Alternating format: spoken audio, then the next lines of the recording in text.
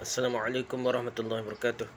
Alhamdulillah rabbil alamin wassalatu wassalamu ala asyrafil anbiya wal mursalin sayyidina Muhammad wa ala alihi washabbihi ajma'in. Rabbi shrah li sadri wa yassir li amri wa hlul 'uqdatam min lisani yafqahu qawli. Amma ba'd. Kita sama balik kitab kita ni syarah kitab tauhid. Kita sama balik dalam bab tentang makar Allah, tipu daya Allah. Allah SWT firman lagi, "Wa may yaqnatu min rahmati rabbih illa dhallun." Tidak ada yang berputus asa dari rahmat Tuhannya kecuali orang yang sesat. Surah Al-Hijr ayat 6.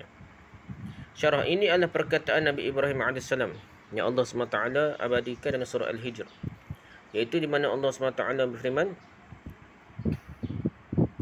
"Wa nabbihum 'an dhayfi Ibrahim إذ دخلوا عليه فقالوا سلاما قال إنا منكم وجلون قالوا لو تجل إنا نبشرك بغلام عليم قال أبشرتموني على أن مسني الكبر فبما تبشرون قالوا بشرناك بالحق فلا تكن من القانتين قال ومن يقنط من رحمة ربه إلا الضالون." Dan khabarkanlah Muhammad kepada mereka tentang tetamu Ibrahim, yakni malaikat, ketika mereka masuk ke tempatnya, itulah Nabi Ibrahim dah. Lalu mereka mengucapkan salam. Dia Ibrahim berkata, "Kami benar-benar merasa takut padamu." Ibrahim kata ke mereka berkata, "Janganlah engkau merasa takut. Sesungguhnya kami memberi khabar gembira kepadamu dengan kelahiran seorang anak lelaki yang akan menjadi orang yang pandai." Yakni Nabi Ishaq lah, anak Ibrahim. Dia Ibrahim berkata, "Benarkah kamu memberi khabar gembira kepadaku padahal usiaku telah lanjut? Lalu dengan cara bagaimanakah kamu memberi khabar gembira tersebut?" Mereka menjawab, malaikat jawablah, "Kami menyampaikan khabar gembira kepadamu dengan benar. Maka janganlah engkau termasuk orang-orang yang berputus asa." Mana bertemu Rabbi kata-kata dah. Dia Ibrahim berkata, "Tidak ada yang berputus asa di rahmat Tuhannya kecuali orang-orang yang sesat." Surah Al-Hijr ayat 51 pun Ibrahim tambah pula dah. Jadi Nabi Ibrahim ajak dia tak putus asa lah rahmat Tuhan kerana sesatnya putus asa dari rahmat Tuhan. Ayat ini merupakan dalil akan haramnya berputus asa dari rahmat Allah SWT. Ada beberapa sebab mengapa seseorang boleh berputus asa dari rahmat Allah SWT. Di antara sebabnya adalah kerana rasa khauf, rasa takut yang berlebih-lebihan, melampau takut. Salah satu sebab lah. Ada juga takut. Dia putus asa, tak ada nak takut, putus asa, dah ferah, nungging, kata-kata dah. Oleh kerana itu, para ulama menyebutkan bahawa barang siapa yang hanya beribadah kepada Allah hanya kerana takut, maka dia seperti orang Khawarij. Khawarij ni takut doa. Siapa ke sikit-sikit kafir belaka dah. Rujuk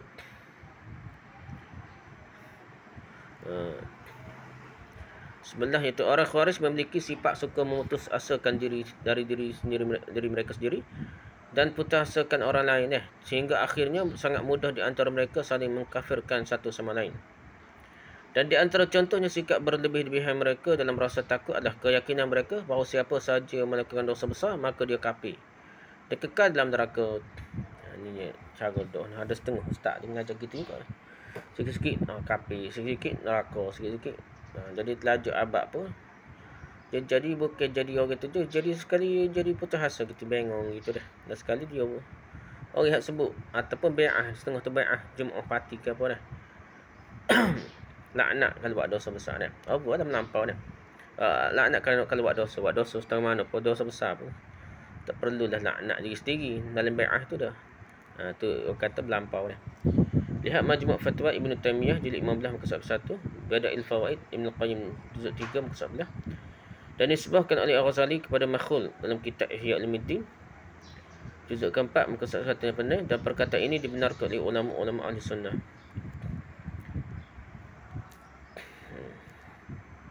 Jadi Khawarij jadi takut sangat dah.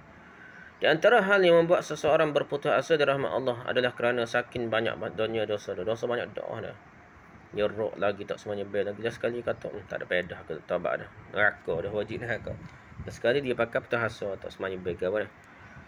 Banyaknya dosa yang telah dia lakukan kerana dia merasa dosanya sangat-sangatlah banyak, maka dia pun berputus asa dan menganggap bahawa dia tidak akan diampuni lagi. Ini sebab kedua lah. Sebab pertama lajak takut. Sebab kedua dah putus asa ke banyak dosa dah.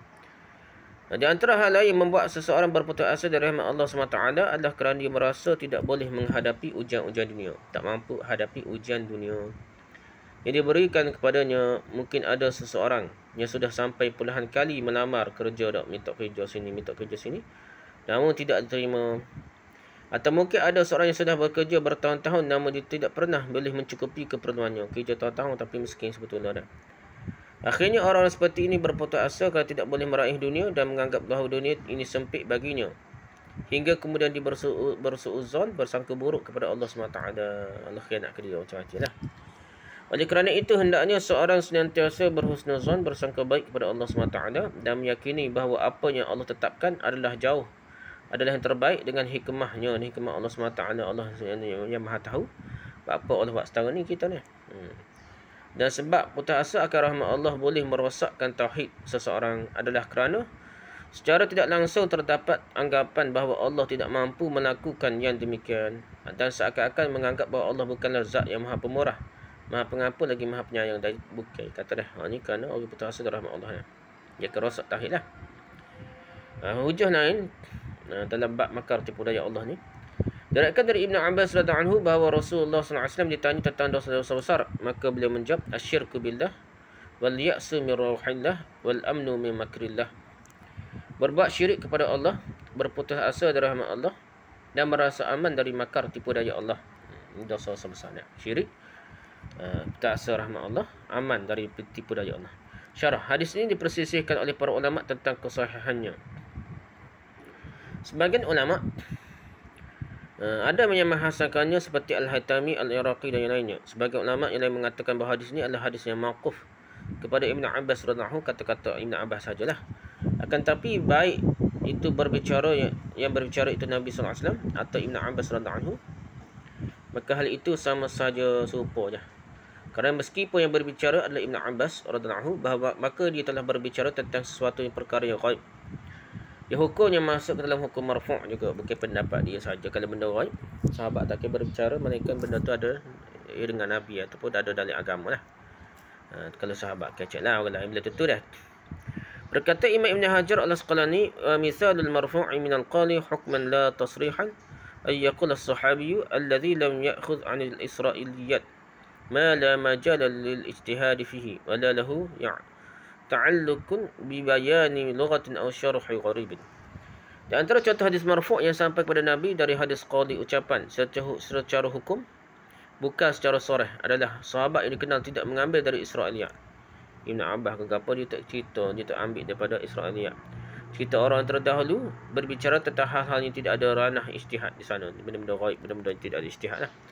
Dan tidak ada kaitannya dengan penjelasan bahasa atau penjelasan terhadap kalimah-kalimah yang ghaib, sudah dipahami, susah dipahami. Jadi benda tu ada istilah bahasa ke tak ada lah. Jadi kata-kata sahabat sedemikian yang cerita benda ghaib, ia adalah perkara yang mesti bersumber daripada Nabi lah, lebih kurang dah. Sahabat terkenal tidak ambil daripada Israiliyat lah, tak belajar dengan tokoh-tokoh Israel lah, orang-orang ahli kitab lah. Wujud Nazhan Nazar Ibn Hajar 1 ke 2.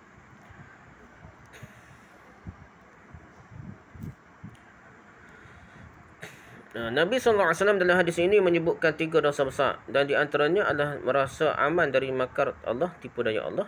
Ini menunjukkan bahawa merasa aman dari makar Allah SWT adalah dosa yang besar.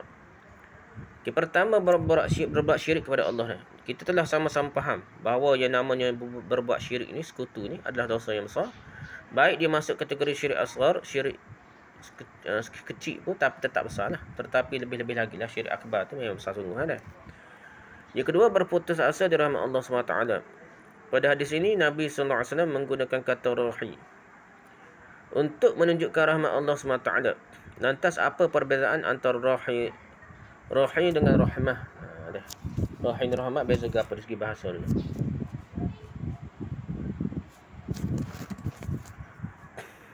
Lepas tu, rahmat memiliki makna rahmat Allah yang lebih luas, iaitu mencakupi sesuatu yang diharapkan datang dan mencakupi kesulitan yang hendak dihilangkan. Itu dia panggil rahmat.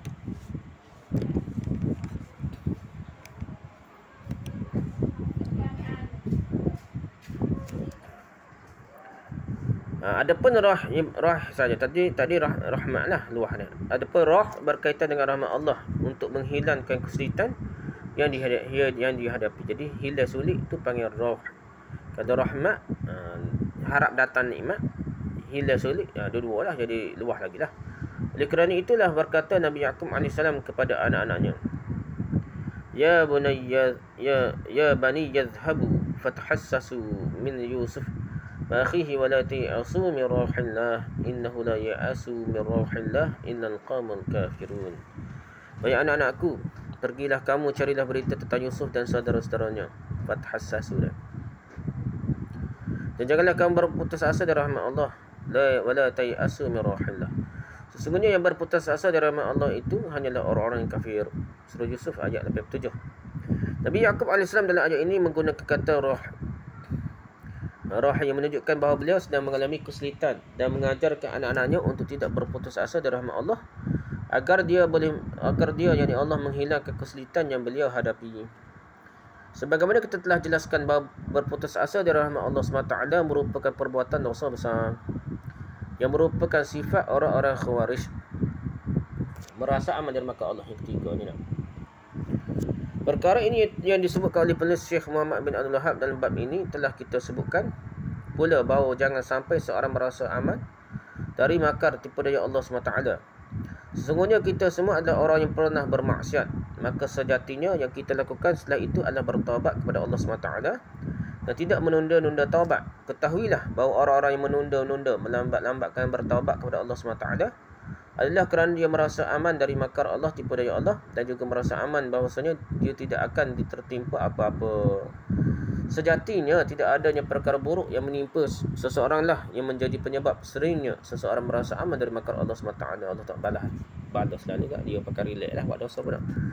Akan tapi tidak bagi orang-orang yang benar-benar beriman, mereka akan langsung bertaubat kepada Allah SWT jika dia telah berbuat maksiat dan dosa tak tangguh. Matan hadis lagi dalam bab makar tipu daya Allah ni, dari Ibn Mas'ud radhiyallahu anhu, beliau berkata, Akbarul kabair al-isyraq billah wal amnu min makrillah wal qanut min rahmatillah wal ya'su min rahillah. Dosa yang paling besar adalah syirik kepada Allah, merasa aman dari makar Allah, putus asa dari rahmat Allah, dan berputus asa dari rahmat Allah yang berkaitan dengan menghilangkan kesulitan min rahillah lah. Diriwayatkan oleh Abdul Razak. Syarah, selain hadis ini merupakan dalil tentang bahayanya seseorang merasa aman dari makar Allah. Hadis ini juga dalil bahawasanya dalam syariat ada yang namanya dosa besar dan ada pula yang namanya dosa kecil. Allah SWT firman, In tajtanibu kaba'ira ma tunhauna anhu nukaffiru ankum sayyi'atikum wa nudkhilkum mudkhalan karima.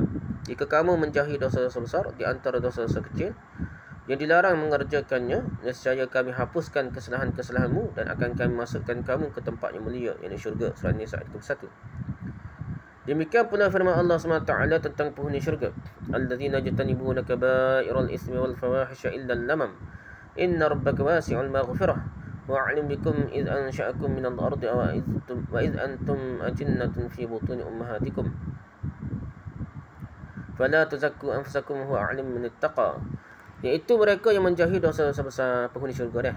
Mereka menjauhi dosa besar dan perbuatan keji, kecuali kesalahan-kesalahan yang kecil sahaja dah. Lamam.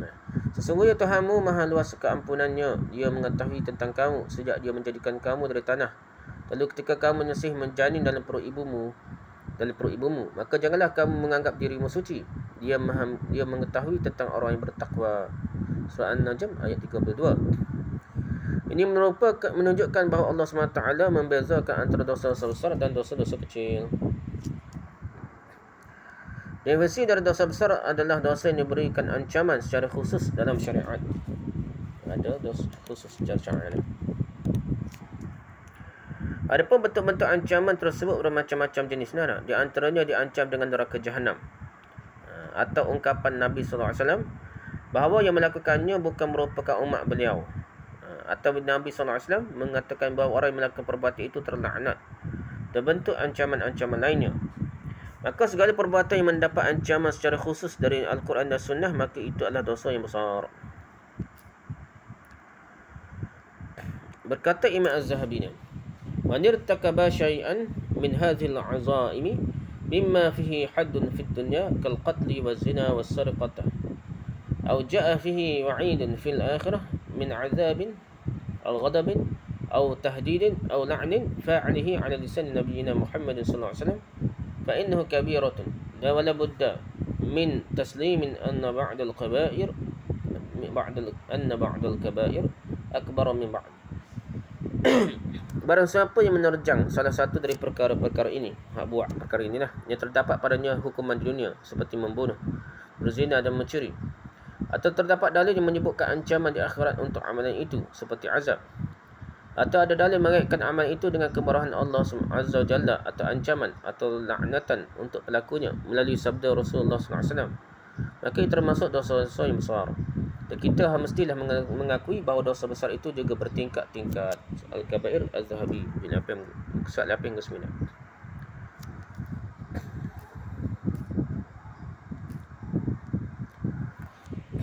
Di antara perkara-perkara yang mendapat ancaman khusus adalah seperti sabda Nabi sallallahu alaihi wasallam, "Man kanat lahu imra'atani famali ila ihdahuma jaa yaumal qiyamati wa shiqquhu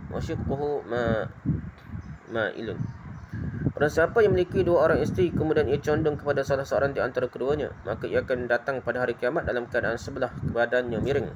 Saya ingat jalan miring ya. Hadis Abu Daud nombor 2133.